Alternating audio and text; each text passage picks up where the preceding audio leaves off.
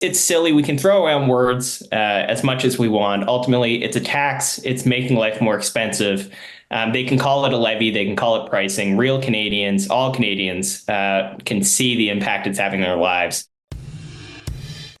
This is the Canadian Taxpayers Federation podcast, where we are fighting for lower taxes, less waste, and more accountable government. I'm Chris Sims. I'm the Alberta director for the CTF. I'm here with my two good friends, Franco Terrazzano. He's our federal director. He's holding down the fort at Mordor, also known as Ottawa, and Devin Drover. Devin Drover is our Atlantic director, and he's also our general counsel, which in normal people talk means our in-house lawyer. And is he ever good? So, guys, we had kind of a double basically on the last Friday, last week, where we all had to appear at committee, but we had to go to two separate committees. And Mr. Drover stepped into the fray. He had like 15 minutes notice. He had to make his way from the rock off the coast there in Newfoundland and Labrador, and he got all the way into the belly of the beast. Devin, you walked right in to the Environment Committee and you gave a stellar performance explaining why we need to scrap the carbon tax. Now, folks, we are going to play the entire statement from Devin at the committee and the back and forth, which was fantastic. And we have a clip of it in a second. You got to watch this clip first. So, Devin, I do need to ask you, though, off the top, man, how did that feel walking into that committee where a lot of people, to be blunt, aren't really happy to see you there? Well, I mean, Chris, that makes it even better. There's nothing better than standing up for taxpayers in front of the politicians, some of the very politicians that have voted to increase their taxes, to bring on a carbon tax that's making life more unaffordable, and tell them, no, thousands of taxpayers across this country want things to change, and here's the reason why. And that was a real great feeling to be able to get up there and advocate for our thousands of supporters across this country, including some of my supporters here in Atlantic Canada who are sick of the carbon tax, driving up the cost of heating their homes, getting groceries, getting to work. So it was a fantastic opportunity, and I was so pleased to get to do that this week. And Devin, you did so good, man. And folks, like Chris said, we are going to play like the full committee appearance, the formal statement, the back and forth, the fireworks, you name it. But I got to throw to a clip real quick. And, you know, as Devin was talking, I was kind of like, how do I even frame this thing? Okay, so folks, at a committee, right, there's all different parties there, the Conservatives, the Bloc, the NDP, and the Liberals. And the Liberals don't exactly like the fact that we're hammering them about their carbon tax. And so one Liberal MP decided to take a run at Devin, right? Metaphorically speaking, of course.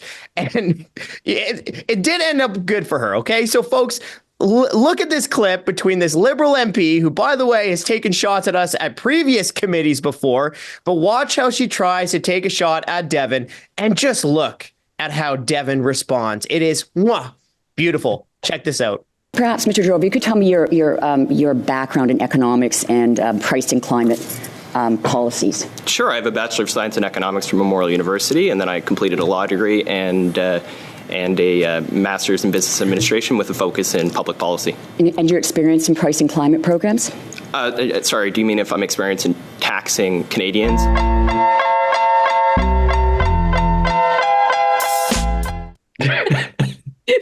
So just a little background. After Ryan Thorpe and I had finished in the Heritage Committee, we scooted down the hall and sat behind Devin in the audience to kind of give him like moral support because we're there.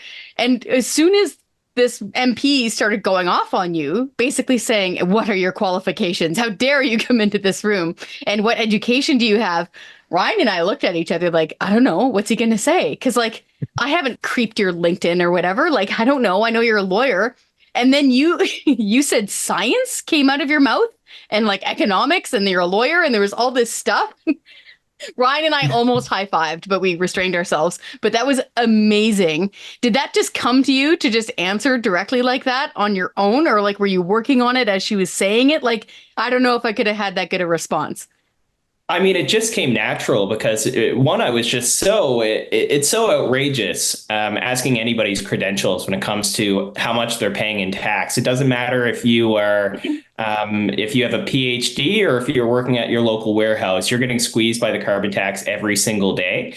And I think it really shows how out of touch this government is, where that's where they're going with these questions. And, it doesn't take a PhD in environmental science to see that the carbon tax isn't working. The government's own data shows that. And it doesn't take a PhD in environmental science to show that it's costing you every time you leave the house. So, Came Natural was happy to answer that really dumb question and put her in her place because, quite frankly, Canadians, taxpayers are sick of this behavior. Yeah, my husband pointed out that it's like, oh, wait, I thought this was the House of Commons. Am I even allowed in here? Like it was quite something to have that response. Franco, I think this is the same MP, and you guys will be able to see it during the back and forth in a minute. She's the same MP, isn't she, Devin or Franco, that said we don't have a carbon tax in Canada? I'm not aware of them. Is that the same one? Absolutely. And what's even funnier is exactly a month ago, she used the word carbon tax in a different committee. So it seems that her own mind seemed to blank on that in this committee. It's silly. We can throw around words as much as we want. Ultimately, it's a tax. It's making life more expensive. They can call it a levy. They can call it pricing. Real Canadians, all Canadians can see the impact it's having on their lives. So, as much as she wants to play with these words, Canadians know what they're talking about and know the impact it's having on them. So, if whatever she wants to call it, it's a tax. And I think I was pretty straightforward with that in my response. Yeah. Okay. So we're going to throw to the full committee appearance in a sec, but I just want to stress, we've had Devin on our team for the last hour and a half. It's been longer than that, but he's pretty new to the formal Canadian Taxpayers Federation team. And you're going to watch the full back and forth at committee and you're going to be like, we got to kick that bum out as our federal director and put this guy in. You did such a good job fighting for taxpayers. All your points were so good, right? The carbon tax makes life too expensive. It's punishing people for the necessities of life and it doesn't work. And I think your job there, we're all very proud to have you out there fighting for taxpayers and really giving it to the government and saying enough is enough. But you know what? Let's just play the full committee clip. Folks, you're going to hear Devin's formal speech off the top. And then you're going to see all the fireworks between Devin and all the different members of parliament. So Devin, great job. Folks, enjoy the committee appearance and scrap the carbon tax. My name is Devin Drover. I'm the General Counsel and Atlantic Director with the Canadian Taxpayers Federation and are here today on behalf of thousands of Canadian taxpayers who want to see the carbon tax scrapped. This is for three key reasons. First, the carbon tax makes life too expensive. Secondly, Canadians should not be punished for the necessities of life like driving to work or getting groceries, and the carbon tax is ultimately not working. First, let's talk about that cost to Canadians. It's currently $80 per ton, which adds 18 cents to a liter of gasoline, 21 cents to a liter of diesel, and 15 cents to a cubic meter of natural gas. If you look at this costs about an extra $13 for someone to fill up a minivan, $20 extra to fill up a pickup truck, and about $200 extra to fill up a big rig truck with diesel. And let's talk about truckers. Nearly everything we need is brought by a truck. This is no more true than in my home province of Newfoundland and Labrador, where food is delivered by boat to the island's west coast and then trucked 900 kilometers to the island's east coast, where most of the population is. When you charge a carbon tax of 21 cents per litre on diesel, you are charging more for everything. And the Canadian Trucking Alliance says the federal carbon tax will cost that industry about $2 billion this year. And it's not just about the truckers. Let's talk about farmers who grow the food that the truckers bring. They pay the carbon tax on fuels they use to heat their barns, dry grain, and keep livestock alive throughout the very cold winter. The PBO, the Parliamentary Budget Officer, says the carbon tax will cost Canadian farmers $1 billion extra by the year 2030. And I'd like to use this opportunity briefly to thank the members of the Conservative Party, the NDP, and the Bloc for voting to exempt farm fuels from the carbon tax. I understand the bill has been gutted by the Senate and sent back to the House, the unelected Senate, but that's a matter for another day. Let's talk about home heating. We live in a very cold country, and heating our homes is essential for survival. The government admitted that this is a problem when they exempted, for political gains, one would argue, certain fuels for predominantly benefiting Atlantic Canadians. Yet across this country, people are still struggling to heat their homes who did not receive any form of exemption. For example, the average Alberta household will pay about $440 extra for home heating this winter. It's no surprise that there's a constitutional challenge launched in Alberta to these exemptions. And we wish this government would consider the position of the late leader of the NDP, Jack Layton, who even opposed putting a carbon tax on home heating fuels because ultimately it is wrong. Secondly, let's talk about affordability. Canadians should not be punished for the basics of life, driving to work, heating their homes. They have, in most cases, no other choice but to do those things. Yet about half of Canadians are within $200 of not being able to make the minimum monthly payments on their bills. These people are scraping by. We're hearing from them every day, receiving letters and emails from supporters who are pulled very difficultly by this carbon tax. And we can go back again to the recent PBO report that shows the carbon tax will cost the average household about $400 extra this year, more than $900 by the year 2030, and that's with the rebates factored in. So despite what the Prime Minister said in Brazil, I think those families who are in survival mode, they rightly value feeding their children over paying his carbon tax. Lastly, the carbon tax is not working. In British Columbia, where this tax was first brought in Canada, the government promised a 33% reduction in emissions below 2007 levels by 2020. Instead, emissions went up by more than 2%. In 2021, the federal government said it would reduce emissions by 40 to 45% below 2005 levels, and the data is clearly showing that this is not happening, where we went up in emissions. Overall, this carbon tax experiment is a failure. It is causing huge financial gain without the promised environmental gain. It's making life too expensive, and Canadians should not be punished for driving to work and heating their homes. And ultimately, it's not working, and thus, on behalf of thousands of Canadian taxpayers, we are here today to ask the government to scrap this carbon tax. Thank you. I would like to start with Mr. Drover from the Canadian Taxpayer Federation. Mr. Drover, from what I understand of your organization, you are not necessarily opposed to all taxes at all times, but you tend to focus on getting good value for tax dollars, and so Canadians can get good value for their money. Is that correct? Thank you for the question. I mean, our mandate is finding ways to reduce all taxes in Canada to make sure the government is held accountable. So I wouldn't characterize it quite like that, but it is to make sure that we're cutting taxes, put as much money back in the pockets of taxpayers. Okay, very good. So in that context, last Thursday in question period, Environment Minister Stephen Guilbeault stated that the carbon tax in Canada is, quote, generating $25 billion worth of investment every year in our economy. It is putting more money in the pockets of 8 out of 10 Canadians, unquote. Mr. Drover, does that statement match the observations of your members and your observations of Canadians in general? Absolutely not. First, if we want to talk about the macro side of the macroeconomic impact of the carbon tax, the government's own data shows that it's costing Canadians $11.9 billion this year. That's $295 gone out of the economy for every Canadian. But also, I mean, if you look at the every individual that is forced to pay this carbon tax on everything they purchase, I would certainly think that it's not good for Canadians as a whole. We look at I think about my mother-in-law who lives in a small community in rural Newfoundland. She has to commute 43 kilometers a day each way for work. She has no public transit. There's no electrical public transit available. There's no electric charging stations. She has no other choice but to incur the carbon tax day in and day out just to get to work. So I absolutely disagree that it's providing benefit for Canadian taxpayers. Okay, and earlier in this committee meeting, we heard from Canada's climate change ambassador, and she was asked, quote, would you characterize our efforts to address climate change as a huge economic advantage in Canada? And her answer was yes, absolutely. So when you consider climate policies in Canada, such as the carbon tax, would you characterize that as a huge economic advantage for Canada? Absolutely not. And just to, you've mentioned in your questioning the PBO report.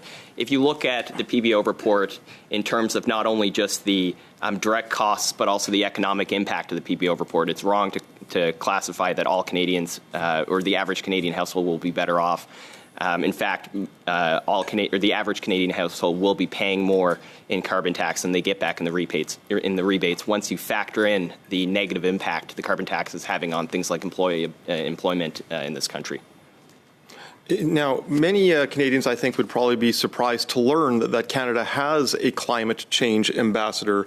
So she and her office are based in Switzerland, and part of her job includes promoting the Global Carbon Pricing Challenge, which is basically to promote the carbon tax to foreign countries. Would the Taxpayers Federation consider this sort of activity a good use or not so good use of Canadian tax dollars? I think it should be no surprise to any attendee here today to understand that we think that's an absolute waste of money. At points where Canadians are struggling to get by, when people are living paycheck to paycheck, we absolutely shouldn't be funding global ambassadors to spend our tax money traveling around to lavish parties talking about how great our Canadian carbon tax is when it's hurting Canadians. Mr. Drover, the Environment Commissioner audits revealed that the Trudeau government is not conducting value for money audits on various programs such as the Net Zero Accelerator Initiative. In some of these cases, massive corporations are being given millions of dollars in taxpayer money with no clear indication of whether or not there's any value for money nor what emissions will be reduced. So I'm curious your view on the fact that the Trudeau government is freely dispersing taxpayers' hard-earned money without any understanding of whether or not it has any purpose at all. Thank you for the question. So there's a few things there to unpack. First is the fact that the only way the government will ever get the books balanced in this country is if we stop wasteful spending. And the most successful way that the government of the day in the 90s were able to get there was through significant reviews of every dollar spent. And we would like to see the federal government actually start to exercise that same level of cautions that their predecessors did and actually start doing serious audits of all government programming. And of course, it's not a good use of tax dollars, and it's not a good use of tax dollars when we see governments handing out cash to any business, regardless of the purpose. So, generally we're opposed to all forms of corporate welfare and think this government needs to stop handing cash out, especially unaudited, to big business.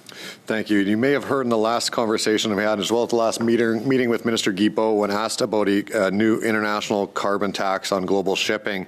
What is your view as an organization on that? Sorry, a new carbon tax, a third one at a time everyone's suffering, to add carbon tax to everything we ship around the world and then send the money off to other countries. No, we're absolutely opposed to all carbon taxes. And I mean, you say that there's just two carbon taxes. It's funny that you even build in the fact that the sales tax is then added on to the post carbon taxed price on gasoline. So it's just an out of control tax on tax system that we've set up in this country that absolutely needs to be repealed. It is ridiculous, and I will just let you, because you were not given the opportunity, comment on Bill C-234, a great piece of legislation that will help farmers despite the Liberals' opposition. So my understanding is that the blockade right now that the Conservatives have brought in Parliament is for an accountability measure, and I think I think if the Liberals want to get serious about passing that bill, then they can follow through with the government accountability and then bring that legislation to the floor. Can I have a point of clarification, Mr. Chair? Sure. I wanted to clarify. The member opposite asked a question about 3 carbon taxes. I don't know of any carbon taxes in Canada, so I didn't understand the witness's response. Could you please tell me what you're referring to, Mr. Leslie? Well, no, I don't think that's on the format here. Well, it's a clarification. I don't understand the question. I don't think he really has to clarify, but I don't know what, that maybe Mr. Ali can ask what about the clarification, because he's next. Perhaps the witness should be the best response. Well, okay, I stopped the time, but I'm going to start it up again. So I don't know, maybe Mr. Drover wants to answer that question. A tax is a tax is a tax, no matter what you call it. So the carbon levy is absolutely a tax. It drives up the price of an item. And what do you think will happen if, as the minister refused to have a clear answer on whether or not he will stop at $170 a ton in 2030, what do you think a continuing rising carbon tax is going to do to the Canadians' livelihoods? Well, think about my mother-in-law, again, in rural Newfoundland and Labrador. If her gasoline price continues to increase then obviously it's going to have a devastating effect. Thank you, Mr. There is no carbon tax currently in Canada. There is a carbon levy under the Price on Pollution program that is in place. That has gone up consistently every year. It has not been quadrupled. And I do not understand what the other two carbon taxes are, so I would actually like to hear from the at some point what we're talking about in this For Mr. Drover, yes. No, I have no questions for Mr. Drover. Except perhaps, Mr. Drover, you could tell me your background in economics and pricing climate policies. Sure, I have a Bachelor of Science in Economics from Memorial University, and then I completed a law degree and a Master's in Business Administration with a focus in public policy. And your experience in pricing climate programs? Sorry, do you mean if I'm experienced in taxing Canadians on No, I'm asking for your experience in pricing climate programs. You gave your opinion on climate programs. Yes, I'm just wondering what your experience in pricing climate programs is. My experience is representing Canadian taxpayers who are being hurt by this tax every thank time you. So we heard your anecdotal evidence from your mother. I'm just wondering if you had any broader experience to rely on when you were making those statements. Point of order. Sure, we can. We can use your government's own data. Point of order. So I have a point of order from Mr. Mazur. I hope it's a point of order. Well, it's just that we need to treat our witnesses with some respect here. Yeah, that's as a general comment. I would agree. But sometimes it gets the exchanges get a little robust, and that seems to be normal for committees, at least our committee. Go ahead, Ms. Taylor-Roy. You have about 30 seconds. Yeah, I meant no disrespect. I was simply trying to ascertain the basis on which the witness had presented his statement regarding the carbon levy and the Price on Pollution program. So no disrespect meant. I was just trying to understand where that perspective came from. So I'm not asking a question, but thank you anyway.